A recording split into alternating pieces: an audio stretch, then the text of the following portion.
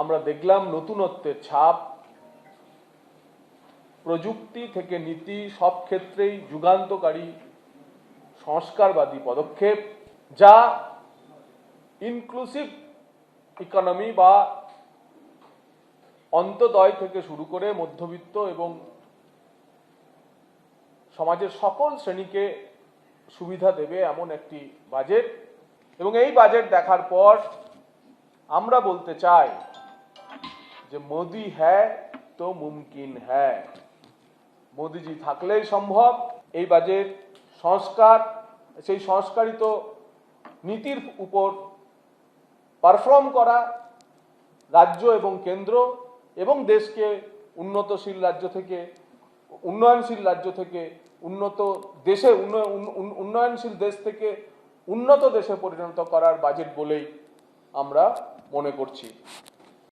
Now a center of excellence in artificial intelligence for education will be set up with a total outlay of 500 crores.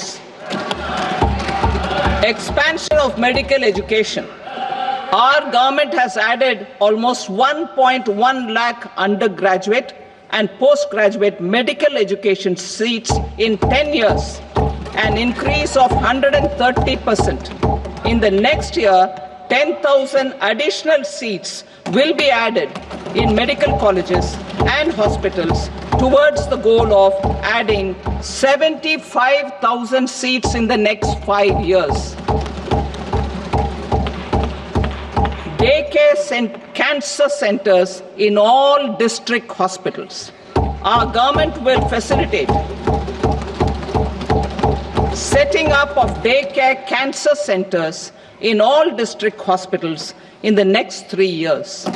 200 centers will be established in 25-26 itself. 12 lakh অবধি ছাত্র অনেক মধ্যবিত্ত আমার মনে হয় উপকৃত হবেন, কারণ মধ্যবিত্তদের কেউই দেখছিল না, এটাও একটা ঘটনা।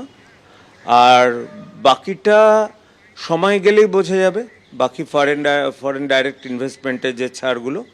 তবে ওভারঅল 12 লাখ টাকার ছাড় আমার মনে হয় ভালো। জীবনদায়ী ওষুধের দাম কমানো, এটা বহুদিন ধরে আমাদের একটা দাবি ছিল। তার কারণ হচ্ছে জীবনদায়ী ওষুধের ক্ষেত্রে দামটা একটা বড় ফ্যাক্টর হয়ে যায় বহু মানুষের ক্ষেত্রে। সুতরাং এখানে কাস্টমস ডিউটির আওতায় আসছে না কিছু ওষুধের দাম কমাচ্ছেন। এক্স্যাক্টলি কী ওষুধের লিস্টগুলো পেলে আরও ক্লিয়ারলি বুঝতে পারবো, বাট নিঃসন্দেহে ভালো ইনিশিয়েটিভ। 10,000 এক্সট্রা মেডিকেল সিট তৈরি করা হচ্ছে, অত্যন্ত ভালো ডিসিশন, কিন্তু ফ্যাকাল্টিও সেরকমভাবে তৈরি করতে হবে, কোয়ান্টিটি বাড়াতে গিয়ে কোয়ালিটি যেন ফল না করে মেডিকেল এডুকেশনের। কেন্দ্রীয় বাজেট যখন পেশ হয়, মধ্যবিত্তদের মূলত চাকরিজীবীদের মূল লক্ষ্যটা থাকে যে আয়করে কত ছাড় দেবে কেন্দ্র সরকার। আর এবার তাদের সমস্ত প্রত্যাশাকে একেবারে ছাপিয়ে গেলেন কেন্দ্রীয় অর্থমন্ত্রী নির্মলা সীতারামন। 12 লক্ষ টাকা পর্যন্ত আয়কর মুক্ত কথা ঘোষণা করলেন কেন্দ্রীয় অর্থমন্ত্রী। এর পাশাপাশি একাধিক ঘোষণা করেছেন আয়করে অন্যান্য যে সমস্ত স্ল্যাব রয়েছে সেই সমস্ত স্ল্যাবেও প্রভূত ছাড়ের কথা ঘোষণা করেছেন। মোদী সরকারের বাজেটে মধ্যবিত্তের জন্য বিশাল আয়কর ছাড় দিলেন কেন্দ্রীয় অর্থমন্ত্রী নির্মলা সীতারামন।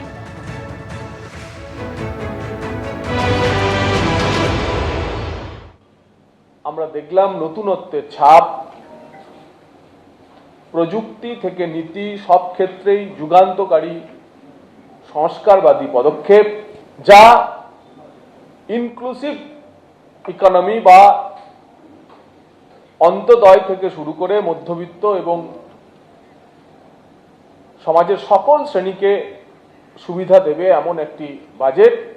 এবং এই বাজেট দেখার পর আমরা বলতে চাই যে মোদি হ্যায় তো মুমকিন হ্যায়। মোদিজি থাকলেই সম্ভব। এই বাজেট সংস্কার, সেই সংস্কারিত নীতির উপর পারফর্ম করা, রাজ্য এবং কেন্দ্র এবং দেশকে উন্নয়নশীল রাজ্য থেকে উন্নয়নশীল দেশ থেকে উন্নত দেশে পরিণত করার বাজেট বলেই আমরা মনে করছি।